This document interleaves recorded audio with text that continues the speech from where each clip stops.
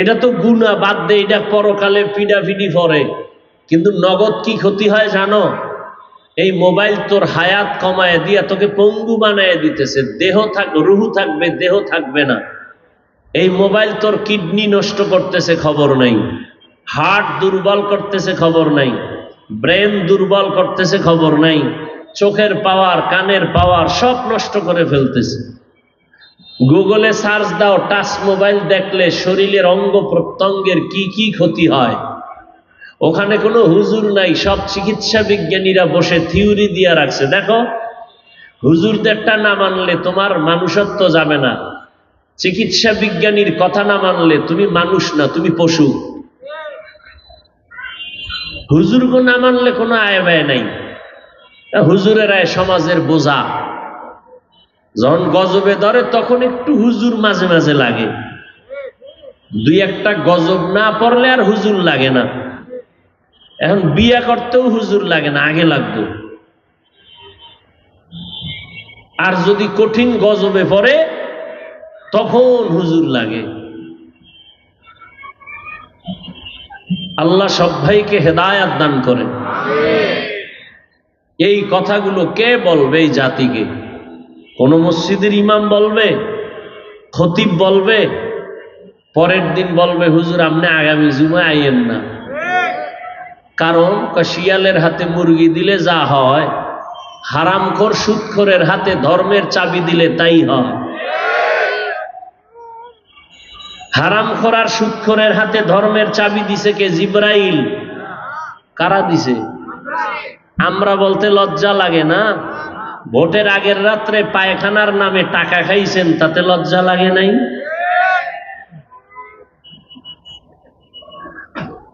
বাথরুমে ঢুইকা 10 গ্রাম পায়খানা খাইয়া এরপরে হালাল সাবান দিয়া কুলি করলে গন্ধ থাকতো না। আর ভোটের আগে যারা টাকা খাইছো, জাহান্নামের আগুন ছাড়া তোমার এই গন্ধ যাবে না। এই হারাম খাইয়া তোমার ঘরের শান্তি, তোরে মাইয়ায় জ্বালাইব, পোলায় জ্বালাইব, বাংলা ভাষায় কই, গ্রাম্য ভাষায় তোরে বউ জ্বালাইব, তোরে জুতা দিয়া মরার আগে ভিড়াইব। তোর বাইরের লোক লাগবে না, ঘরের লোক। তুই এই হারাম খাইছো না, এই হারামের মজা মরার আগে পেয়ে যাবে।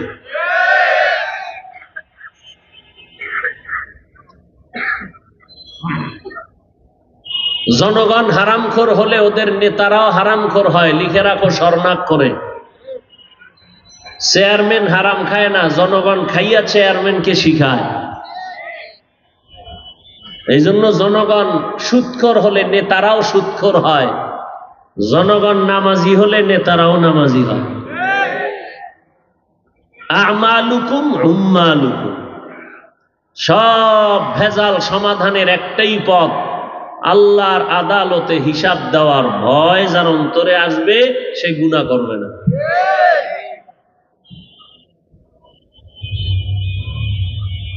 অনেক বড় বিল্ডিং, এটি শান্তির ঠিকানা না, এটি বিপদের কারণ।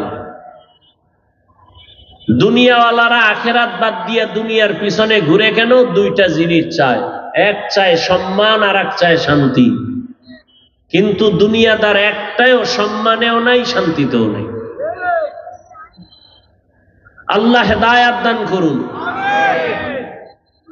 এজন্য আল্লাহ বারবার তাকওয়ার বয়ান করেন।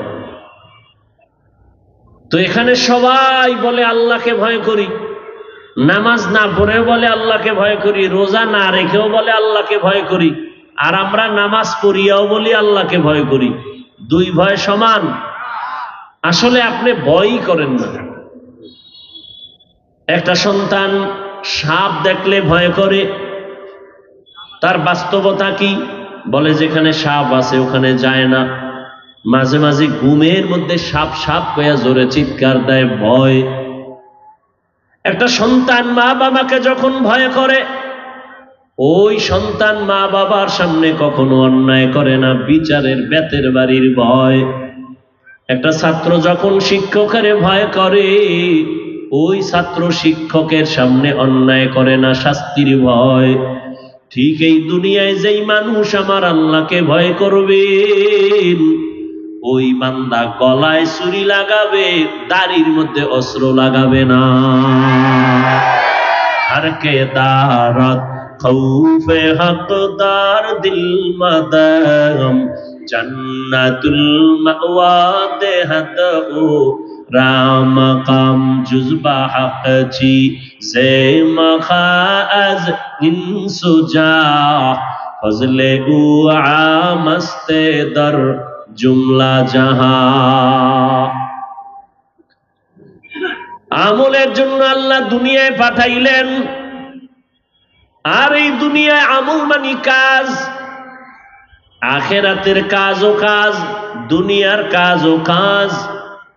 দুনিয়ার কাজে কষ্ট বেশি, আখিরাতের কাজে কষ্ট নাই বললেই চলে। শীতের দিনে মসজিদে ঢুকবেন শান্তি বাইরের তুলনায়, আবার গরমের সময় বাইরে অশান্তি, মসজিদে ঢুকবেন শান্তি, এসির বাতাস চলে। পাঁচ বেলার নামাজ পড়বেন, ওযু বানাইয়া দেখবেন শরীরটা তাজা ফ্রেশ লাগে, অনেক আরাম লাগবে। রোজা রাখবেন, শরীরটা হালকা লাগবে, রোগ শোক কম হবে।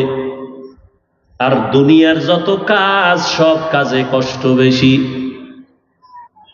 এমন কোন দুনিয়ার কাজ নাই যে কষ্ট নাই। দুনিয়ার কাজের ফলাফল সন্দেহযুক্ত। কোটি টাকা লোন উঠাইয়া ব্যবসায় নামছে, ব্যবসা হতেও পারে নাও হতে পারে, গ্যারান্টি নাই। মাঠে ময়দানে কৃষক কাজ করে, ধান হতেও পারে নাও হতে পারে। জমি বিক্রি করে বিদেশ যায় চাকরির জন্য, চাকরি হতেও পারে নাও হতে পারে। অনেকে দাঁড় কইরা টাকা নিয়ে বিদেশ গেছে, কফিল খারাপ, মালিক ভালো না, কয়েকদিন জেল খাইটা আবার বাড়ি। দুনিয়ার সব কাজের ফলাফল গ্যারান্টি নাই, কষ্টও বেশি। আখিরাতের কাজে কোনো কষ্ট নাই, ফলাফলের মধ্যে কোনো সন্দেহ নাই। বান্দা তুমি নামাজ পড়বা, পরকালের পুরস্কার তো আছে। দুনিয়ায় পুরস্কার কি জানো? বরকতের রিজিক পাইবা। বরকতের রিজিক মানি 10 প্লেট তুমি খাবা না, না 10 প্লেট খাদকে খাইয়া যে তৃপ্তি পাবে, তুমি 1 প্লেটে সেই তৃপ্তি পাবা। ও খানা খাইয়া বাথরুমে দৌড়াবে, আর তুমি খানা খাইয়া শরীরে শক্তি হবে, নামাজে দাঁড়ায় যাবা। এই বরকত। বরকতের খানা নামাজের কারণে। নামাজ পড়লে চেহারা উজ্জ্বল হয়, নূর বাড়ে। নামাজের দ্বারা মানুষেরা দিলের মোহাব্বত তোমার দিকে বেড়ে যাবে। নামাজ যদি আদায় করো, দুনিয়ার সব মাখলুক তোমার জন্য দোয়া করবে, নগদ পুরস্কার। রোজা রাখো বাবা, নগদ পুরস্কার। তোমার দেহ সুস্থ হয়ে যাবে, তোমার অন্যান্য রিজিকে বরকত বেড়ে যাবে। এজন্যই তো রহমতের নবী জীবনভর শুধু আমল করেছেন, আমল। 23 বছর মাত্র দাওয়াতের কাজ করছেন। রহমতের নবীর উপরে 40 বছরের পরে কোরআন আসছে। দীর্ঘ 40টা বছর রহমতের নবী কোথাও দাওয়াতের কাজ করেন নাই। হেরা পাহাড়ে গিয়া আল্লাহর ধ্যানে সময় কাটাইছেন। আপনাদের জানা থাকলে বলেন, আমার নবীর কোনো গুনাহ আছে? সেই নবী নামাজ কম পড়ছেন না বেশি? দুনিয়ার লাইনে যারা লাভবান হয়, 2 লাইনে লাভবান হয়, একদল হারাম খাইয়া আর একদল হালাল খাইয়া। বুঝেননি? এই 2 দলের মধ্যে সফলতার লাইনে কে কি রকম আগায়? যারা হারাম খায় তারা রাতারাতি টাকার মালিক, আবার রাতারাতি ফকিন্নি হয়ে যায়। কারণ যেই পথে আয় সেই পথে যায়। যেই গাছ দ্রুত বড় হয়, ওই গাছ তাড়াতাড়ি বাতাসে ধ্বংস হয়। আর যারা হালাল পন্থায় চলে, এদের মধ্যে যারা উন্নতি লাভ করে, শুধু মূল ডিউটি করে লাভ করে না, ওভার ডিউটি করে লাভবান হয়। কথা ঠিক? ওভার ডিউটি ছাড়া কেউ উন্নতি লাভ করতে পারে না। ঠিক আখিরাতের লাইনে মূল ডিউটি ফরজ, ওভার ডিউটি নফল। ওভার ডিউটি ছাড়াও আল্লাহর মহব্বতে আগাইতে পারবে না। মূল ডিউটি 5 বেলার নামাজ, ওভার ডিউটি ইশরাক আউয়াবিন চাষ, তার তাহাজ্জুদের নামাজ। মূল ডিউটি রমজানের রোজা, ওভার ডিউটি, আরাফার রোজা, আশুরার রোজা, সোমবার বৃহস্পতিবারের রোজা। রহমতের নবী সাহাবায়ে কেরাম সারাটা রাত নামাজে কাটাইতেন। রমজানে তো আরো বরকত বেশি। এজন্যই তো রহমতের নবী আমার শাবানের আগে চলে গেল রজব, সামনে রমজান। রজবের চাঁদ দেখে নবী দোয়া করতেন, আল্লাহুম্মা বারিক লানা ফি রাজাবা ওয়া শাবান ওয়া বাল্লিগনা রমজান। নবী দোয়াটা কি করছেন খেয়াল করেন, আল্লাহুম্মা বারিক লানা ফি রাজাবা ওয়া শাবান ওয়া বাল্লিগনা রমজান। ও দয়ার মালিক, রজবে আমাদের বরকত দান করেন, শাবানে বরকত দান করেন, রমজানে বরকত দান করেন। বলেন নাই, বলছেন আমারে রমজান পর্যন্ত পৌঁছাইয়া দেন। কেন? বলে রমজানে এত বেশি বরকত যে আমি কাজ করিয়া নিব, হাওয়ার উপরে নিব না। কারণ রমজান এমন বরকতের মাস, যেই রমজানে শয়তানের পায়ে শিকল লাগানো, জাহান্নামের দরজা বন্ধ, জান্নাতের দরজা খোলা। রোজাদার রোজা অবস্থায় ঘুমায়া থাকবে, কিন্তু আমলনামায় সওয়াব লেখা বন্ধ হবে না। রমজানে একটা নফল আমল করলে ফরজের সমান সওয়াব, একটা ফরজ আমল করলে 70টা ফরজের সওয়াব। নবী বলেন, এজন্য হে আল্লাহ, রমজান পর্যন্ত আমাকে পৌঁছাইয়া দেন। রমজানে যেন মরণ হয়, এর আগে যেন না হয়। কিন্তু কিছু কিছু কপাল পোড়ারা এই কপালে রমজান পাইয়াও আমল করে না। আবার কারা কারা জানি বয়ান করে বেশি আমল লাগে না। আবার একদল কয় মোটামুটি ফরজ গুলো করলে হবে, নফল লাগবে না। অথচ রহমতের নবী বলেন, কিয়ামতের ময়দানে ফরজ আমলের ঘাটতি গুলো পূরণ করার জন্য আল্লাহ নফল দিয়া পূরণ করবেন। এখন একটা নফল আমল করেন, রমজানে করবেন, এখন যে দাম তার থেকে রমজানে করলে ফরজের সমান দাম। তাহলে আল্লাহকে আপন করার জন্য দুইটা আমল সব থেকে দামি। কয়টা? একটা হলো কোরআনের তেলাওয়াত, আর একটা হলো নামাজ। আর রমজানে নফলের মূল্য কম না বেশি? অনেক বেশি। এখন ফরজ আমল করেন যা পান, রমজানে শুধু নফল করে তা পাবেন। তাহলে রমজানে আমল কম হওয়া উচিত না বেশি? তো তারাবি কম পড়েন কেন? কি আল্লাহর সাথে দুশ্মনী? তাই কি আমাদের সাথে দুশ্মনী? তো কার সাথে জিদ কইরা তারাবি কমায় দিছেন বলেন তো? আপনি জানেন না নফলের দাম বেশি রমজানে? আপনার কে বলছে আপনি কম করবেন? আগামী রমজান পাবেন গ্যারান্টি আছে? তো কপালটা এত খারাপ কেন? এই কপাল পোড়া কপাল নিয়ে জন্ম নিলেন কেন দুনিয়ায়? আপনাকে যদি কেউ বুঝায় যে 8 রাকাতের বেশি তারাবি পড়া যাবে না, আমার আপনার সাথে তর্ক করার টাইম নাই, আমি তর্কে যাব না। তবে আপনার কাছে আমি ছোট মানুষ হিসেবে একটা আবেদন রেখে গেলাম, যদি আপনি প্রতিজ্ঞাবদ্ধ হন যে আপনি 8 রাকাতের বেশি তারাবি পড়বেন না, আমি আপনাকে ধন্যবাদ দিয়া সান্ত্বনা করে গেলাম, ঝগড়া ছাড়া ঠিক আপনি 8 রাকাতি তারাবি পড়িয়া, আর তারাবি 8 রাকাতের বেশি আপনার দরকার নাই, তবে বাকি 12 রাকাত পড়িয়া 20 রাকাত বানান, তারাবি হিসাবে না, বাকি 12 রাকাত নফল হিসাবে পড়ে নেন।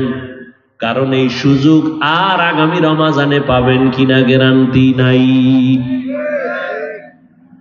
আর ওই 8 রাকাত পড়িয়া যদি আমি ভাব লইয়া বের হইয়া যান, তো 8 রাকাতও বরবাদ। 8 রাকাত ওয়ালার অন্তরে যদি ভাব আসে আমি তো 8 রাকাতও বরবাদ। আর যদি কন্যায় ভাব নাই, তাহলে 8 রাকাত তারাবি হিসাবে পইরা বাকি 12 রাকাত নফল হিসাবে পড়েন। রমাজানে 1 নফল 1 ফরজের সমান।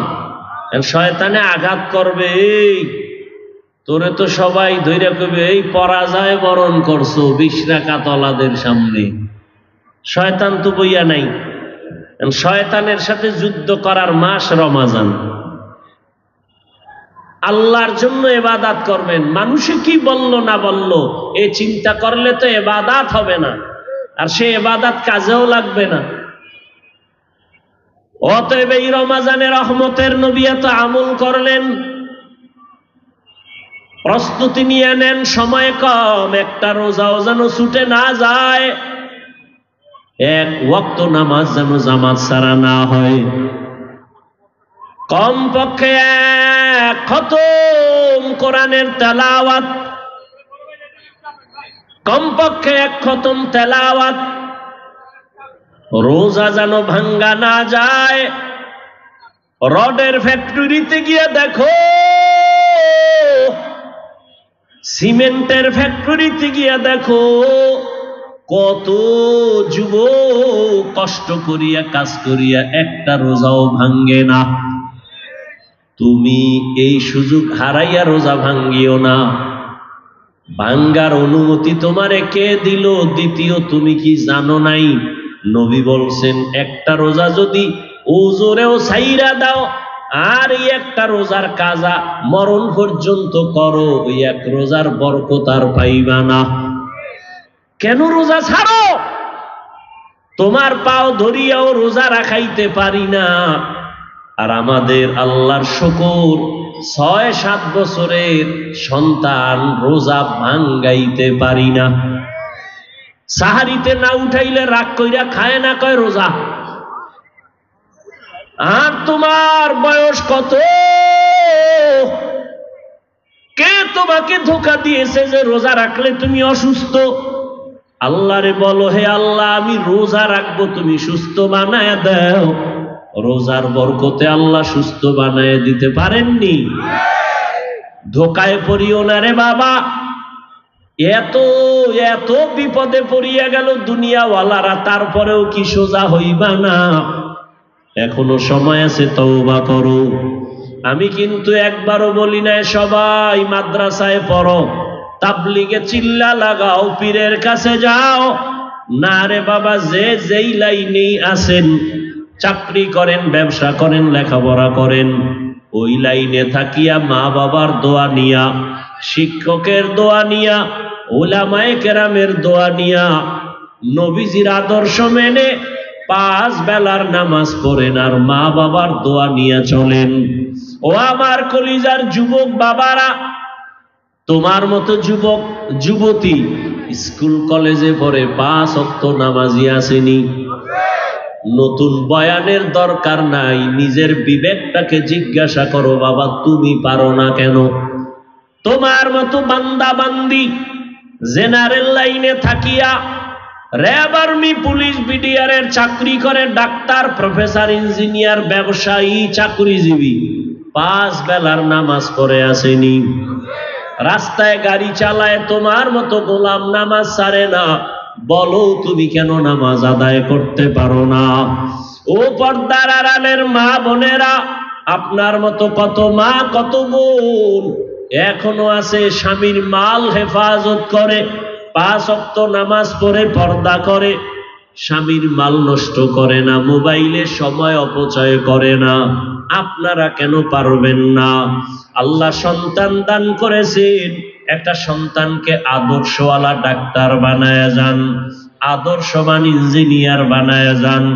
সন্তান নামাজ পড়িয়া পড়িয়া মা বাবার জন্য দোয়া করবে। এখনো সময় আছে, তওবা করেন। আর বেপরদায় চলবেন না, নামাজ ছাড়বেন না, মোবাইলে সময় নষ্ট করবেন না।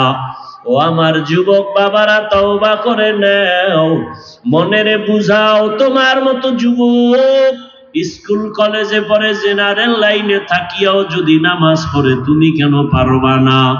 আল্লাহর কাছে তওবা করে নাও আর বলো, হে মালিক আর নামাজ ছাড়বো না, দাড়ি কাটবো না, বেপরদায় চলবো না, মা বাবার সাথে বেয়াদবি করবো না, শিক্ষকের দোয়া নিয়া, উলামায়ে কেরামের পরামর্শ নিয়া, নবীজির তরিকা মানিয়া চলবো।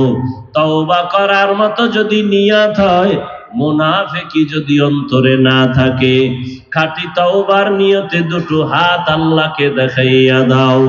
আয় আল্লাহ, হাতগুলো কবুল করে নেন, তওবা কবুল করে নেন, তওবার উপরে মজবুত হইয়া চলার তৌফিক দান করেন, আমিন।